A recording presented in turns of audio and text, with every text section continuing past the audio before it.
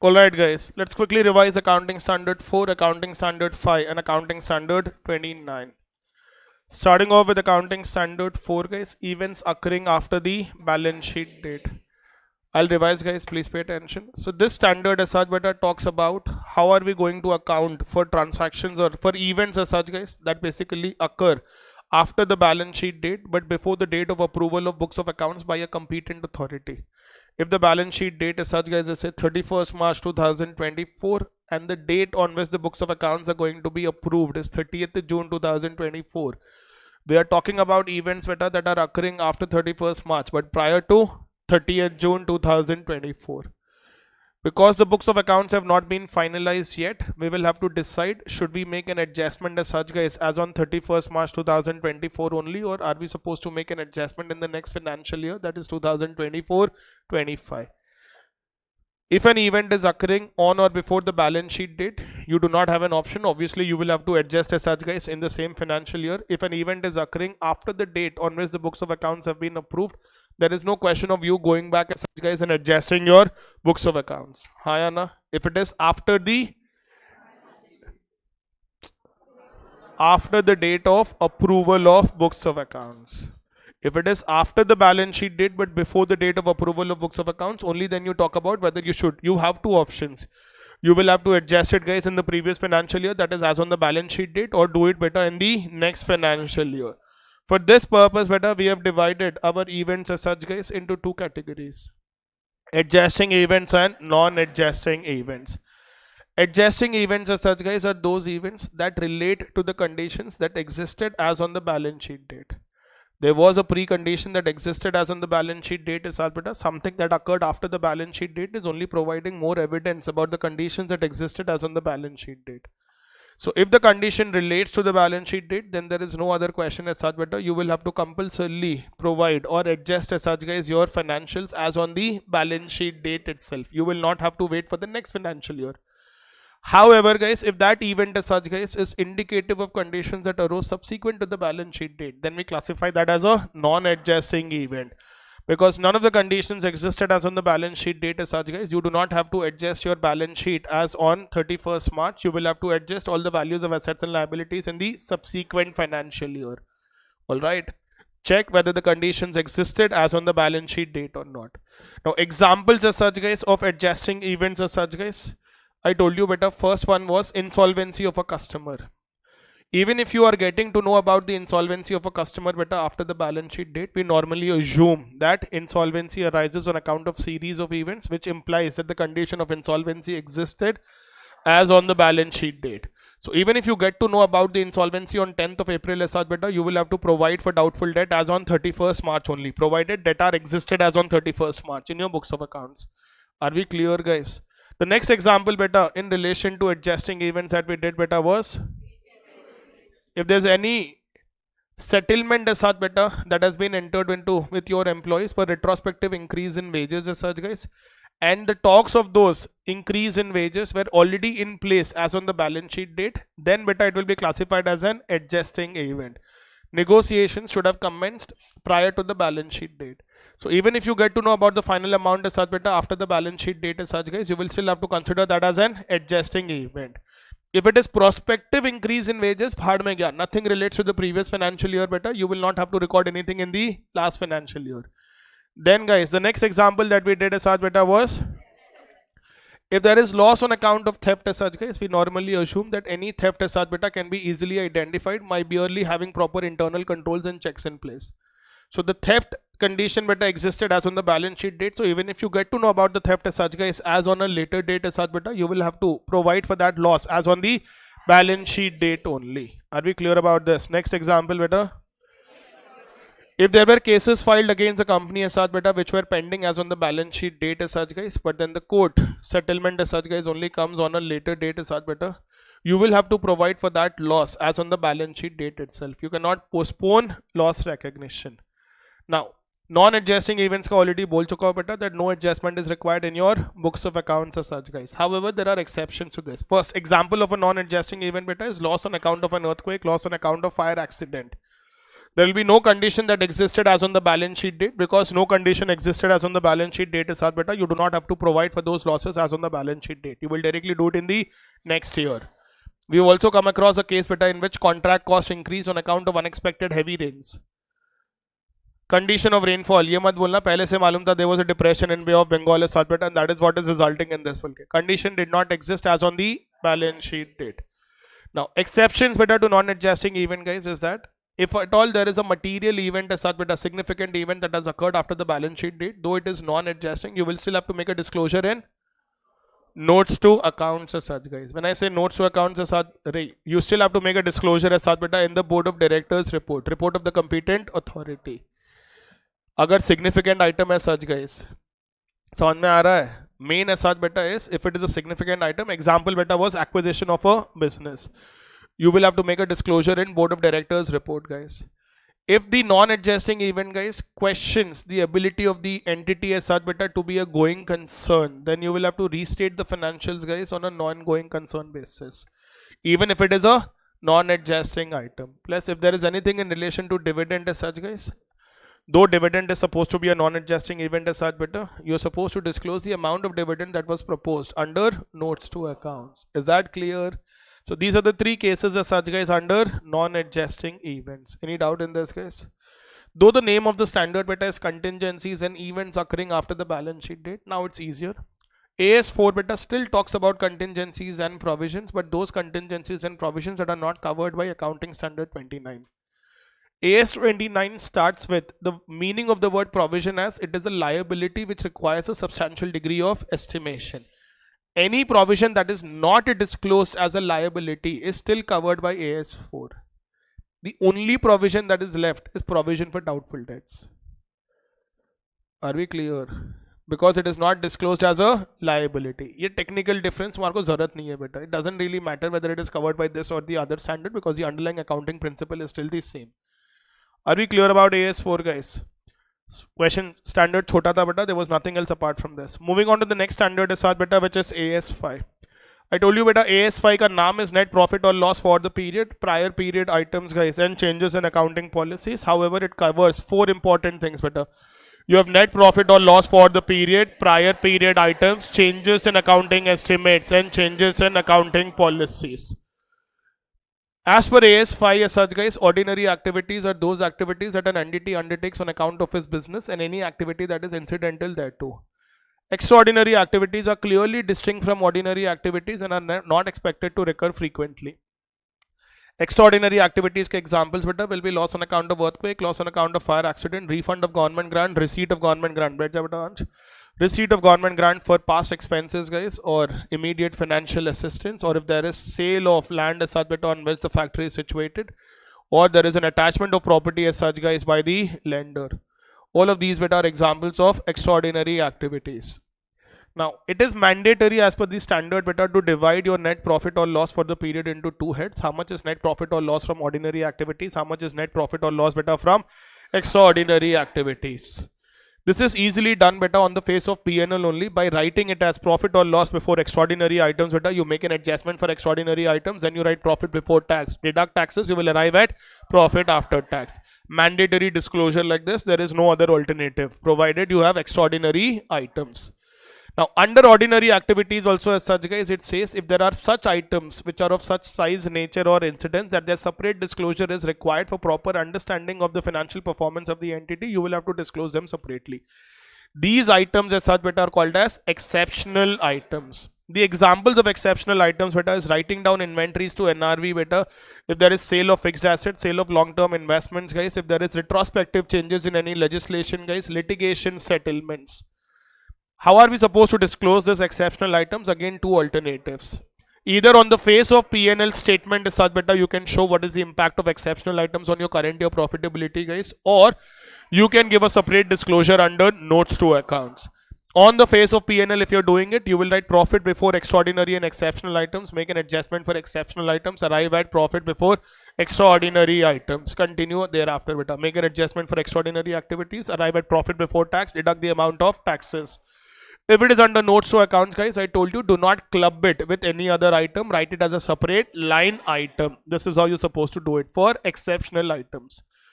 Talking about prior period items, changes in accounting estimates and changes in accounting policies. Prior period item beta is something that is on account of an error or mistake in the preparation of one or more previous financial statements. You made a mistake. That can be wrong application of an accounting policy as such, guys. It can be wrong totaling. It can be theft of something that you were not able to identify. Whatever it is as such, guys. If at all there is an error, you obviously cannot go back and change the financial statements that were already approved. If the books of accounts are not yet approved, guys, you can go by AS4 and adjust it in the same financial year. But if the books of accounts, guys, are already approved as such, guys, you will have to adjust it only in the year in which you are identifying the mistake. You cannot go back as such beta and change anything else. So main क्या बोलना है बेटा ये standard का prior period item should be included in the computation of profit or loss of the period in which the mistake is being identified. You cannot say that we will not adjust it in the current year because it does not relate to the current year. That is not possible. This is the main thing about the standard. Also because prior period item can distort your current year profitability as such, beta, separate disclosure is required. How are you going to separately disclose it, beta? Just like exceptional items under notes to accounts as such, guys, you will have to disclose it as a separate line item. If the amount is way too high as such, guys, if it is material, give additional explanation under notes to accounts. Clearly tell that this is the amount of prior period item that has affected your current year profitability. समझ में आ रहा है? Include it in the period in which the mistake is being identified, even if the amount does not relate to the current period. This is how you're supposed to do it. Next beta is changes in accounting estimates. The most common question after we did all the questions beta we know is that they will ask us to compare what is change in accounting estimate and what is a prior period item. Alright beta, Abhinav. Accounting estimates as such, guys, are required in preparation of financial statements because a lot of items as such, guys, relates to subsequent periods. Matlab the actual amount as such beta will be known only in the subsequent periods, but because they relate to the current year, you still have to provide for those items in your books of accounts. The actuals that are occurring on a later date as such, guys, can differ from the amount of provision that you've already made in your books of accounts. Just because the actuals differ from the amount of estimates that have been made, it cannot be considered as an error or mistake in preparation of financial statements. It should be accounted as a change in accounting estimate. Again, the main thing that is covered under the standard beta is to tell you that this change in accounting estimate as such, guys, should be included in the computation of net profit or loss of the period in which the estimate is changing. If it is going to affect future financial periods, it should be included in the computation of profit or loss, guys, of that future financial period to which it affects. Alright, guys. Another important thing is because your profitability is getting impacted on account of a change in accounting estimate, if the amount is material, give a disclosure under notes to accounts that in the current year so and so amount was revised as such, because of which your profitability decreased by so much or your net assets decreased by so and so amount. This is a disclosure that you're going to give under notes to accounts. Changes in accounting policies, guys. Accounting policies are nothing but your accounting principles, guys, and the methods of applying those principles in the preparation of your books of account. Now, as far as accounting principles are concerned, guys, there are three cases under which an accounting policy can be changed, guys. One is if it is required by another accounting standard, if it is required by law, or it results in better presentation of financial statements. Whenever you're changing an accounting policy as such, guys, you obviously include the impact of that as such beta in the computation of profit or loss for the current period. But if the amount is material, you will have to give a disclosure under notes to accounts. If the amount cannot be ascertained, even then a disclosure is required as such beta under notes to accounts stating that the amount is not ascertainable. What are not changes in accounting policies, guys, is covered under accounting standard 1. Either the event or transaction is significantly different as such beta from the events or transactions that have occurred in the previous time, or it has never occurred previously. So both these cases beta cannot be considered as changes in accounting policies. Standard example beta, introducing a formal pension scheme and then introducing a formal gratuity scheme, whereas earlier there was ad hoc gratuity payment. Yaad hai na? So this is about accounting standard 5, guys. Moving on to the next accounting standard, guys, AS29. This standard beta covers provisions, contingent liabilities, contingent assets. The first one beta, liability. Liability is a present obligation arising on account of a past event, the settlement of which is expected to result in outflow of future economic resources.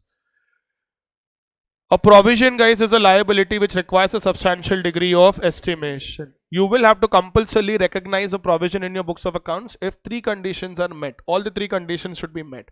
This directly comes better from the definition of liability and provision. The first condition, should be a present obligation arising on account of a past event. Second condition, beta, it is probable that there will be outflow of economic resources. Third condition, a reliable estimate can be made. Even if a single condition out of these three, beta, is not met, we shift from provision as such, beta, to contingent liability. This is where, guys, as far as definition of contingent liability is concerned as such, guys, it says if it is a possible obligation plus the definition of contingency, or it is a present obligation but it is not probable that there will be outflow of resources, or a reliable estimate cannot be made. इसीलिए बेटा when you write contingent liability, you will write it is a possible obligation arising from a past event, the existence of which, beta, will be confirmed only by the occurrence or non-occurrence of one or more future or certain events not wholly within the control of the entity. Or, guys, it is a present obligation where it is not probable that there will be outflow of economic resources, or a reliable estimate cannot be made. This is how, beta, you will have to disclose something as a contingent liability. For contingent liability, we use the word disclosure. For provision, we use the word recognition. Because provision comes into your books of accounts, contingent liability does not come in your books of accounts. Provision, beta, whatever is the amount of provision will obviously be debited to profit and loss account. In the balance sheet, you will have to disclose what is the amount of opening balance, what is the amount of addition made to the provision, what is the amount of adjustment made from it, and the closing balance. Provisions are never discounted, guys, except for provision for decommissioning at site restoration cost, that is covered under accounting standard 10. Contingent liabilities as such, guys, are not recognized. They are only disclosed under notes to accounts. Are we clear about this, guys? We did a lot of examples, guys, on provisions and contingent liabilities. Starting off with the first example, beta, which dealt with contamination of land. If you are someone as such, beta, who has been contaminating as such, guys, everything around you, and as of now, people, land, whatever as such, guys, you are a source of contamination. Correct, Ayush? So, if you have been contaminating land as such, guys, but then there is no legislation that requires you to clean up as such, guys, provision is not required because there is no obligation on your part as such, beta, that you will have to clean up the land. If a legislation as such, guys, is passed, or it is virtually certain as such, beta, that the legislation will be passed as such, guys, then providing for that expected cleanup cost is mandatory. Second example, guys, if the legislation requires you to install an asset as such, guys, or make some changes in your operations as such, guys, and if you do not make those changes, they will levy a penalty as such, beta. Provision will be required only for the amount of penalty that will be payable for non-compliance. Provision will never be created for the amount that you're going to incur as such, guys, to comply with that requirement. The answer is very simple. If you shut down the business today as such, beta, you will not tell them that I will incur this amount, then I will shut down the business. Are we clear, beta? So penalty ke liye hi provision aayega. The next example that we did, beta, was for training expenditure. Even if there is a change in law, or even if there is some new installation of a software as such, guys, which requires a certain amount of training to be given to your employees, provision will not be required for that training expenditure unless obligation is already created. When will obligation be created? Not when law is passed. When you receive services from an external agency as such, that has already given training to your employees, only then a provision will be required. If there is guarantee that the organization has given for the loans that have been availed by someone else as such, guys, it should be disclosed as a contingent liability because it will not be probable that there will be outflow of economic resources. However, if the condition of that other entity, guys, has deteriorated as such, better, or the other entity has already gone bankrupt, then yes, provision will be required. Bill discounted or endorsed as such, guys, are also to be disclosed as contingent liability unless it is probable that there will be outflow of economic resources. In legal cases, we normally assume, beta, that the liability will not fall on your head. That means it will not be probable that there will be outflow of economic resources. Because it will not be probable as such, guys, you are not going to provide for that. You will disclose it as a contingent liability. Provision will still be required for the expected amount of legal fees that will be incurred as such, beta, recovery of which is not possible. Is that clear, guys? That is for what, guys? Provisions and contingent liabilities. I also said, guys, if the probability of outflow of economic resources is remote, then there is no need as such, guys, for you to disclose it as a contingent liability also. Do you recall the example as such, beta? I said Tane was using Axe as such, guys. He filed case against a company as such, beta. Axe will not even disclose it as a contingent liability.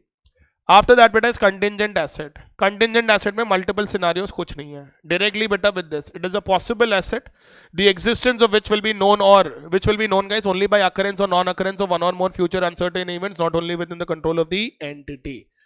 Are we clear, guys? Contingent asset as such, beta, will not be recognized in your books of accounts. It will only be disclosed as such, guys, in the report of competent authority, that is Board of Directors report. Contingent liability, notes to accounts. Contingent asset, Board of competent, whatever is the report of the competent authority, Board of competent authority, report of competent authority, guys. However, on a subsequent date, if it becomes virtually certain as such, guys, then you will be able to recognize it as an asset in your books of account, because recognizing a contingent asset also will result in recognition of income. Isliye there should be virtual certainty. Is that clear, guys?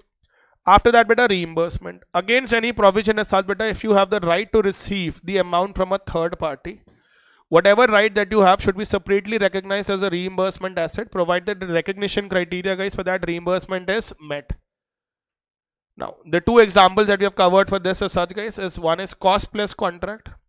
Employees have already rendered services. Now you have retrospectively increased wages. You will have to give more wages to your employees as such, guys. But because the work was in respect of a cost plus contract, you also have the right to recover this amount from your customer. जो भी customer से recover करना है, record that separately as a reimbursement asset. Whatever is payable to your employees, recognize that as a separate expenditure provision. Do not net it off. You cannot go and ask your employees to directly collect the amount from your customers. That is why you cannot net it off. The other example, beta, was in respect of warranties. An intermediate player as such, guys, in the supply chain is providing warranty. However, he has the right to claim that amount as such, beta, from the manufacturer also. So whatever warranty that you're obligated to provide, make a provision for that. Whatever amount you can recover as such, beta, from the manufacturer without yawning, you will have to recognize a reimbursement asset for that. Yes or no, guys? After that, beta, I did future events. I said if there are merely future operating losses as such, guys, then you will not have to create any provision for it unless there is an obligation. Obligation, beta, starting में discuss नहीं किया था. Obligation can be out of business practices, obligation can be out of a legal contract, or obligation can be out of a legislation. Obligation can be anything. When you say it is probable, the chance of occurrence, beta, should be more than 50%. Onerous contract. It is a contract, guys, in which the cost of fulfilling the contract as such, guys, will be more than the economic benefits that you're going to receive from that contract. If at all there is an onerous contract, what should I do? Oh, Pandey ji. I should. What should we do in respect of an onerous contract? बेटा सब सुनने वाले ये class बाद में जब भी revise करेंगे. You will have to create a provision as such, guys, in respect of the amount that you are going to incur as such, guys, to fulfill the terms of the contract, or the amount of penalty that will be payable as such, guys, to exit the contract, if at all there is an option. Next, beta, expected disposal of an asset. Whenever you're creating a provision as such, guys, the expected profit that you're going to realize from the disposal of the asset should not be considered while recognizing the amount of provision. As and when the asset is sold as such, guys, you will have to recognize profit from the sale of that asset, guys, separately as per the respective accounting standard. Provision should be for the entire amount. I gave an example, guys, of where I am selling goods to Tanya. I have a deadline of delivering goods as such, guys. If I do not deliver the goods, I will have to pay a penalty. I'm very sure that I will not be able to meet the terms of the contract. So I will have to immediately create a provision for that penalty. जो profit आने वाला है बेटा from the sale of goods, I should not consider that while determining the amount of provision. Is that clear?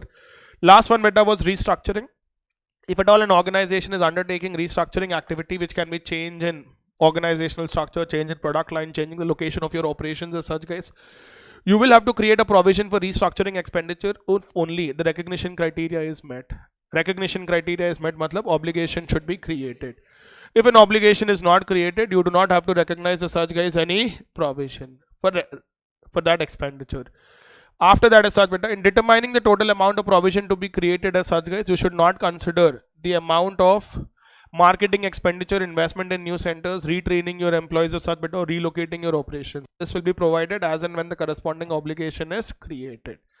That's it, beta. This is what is covered under accounting standard 29 also. Are you all clear about this? Take care, guys.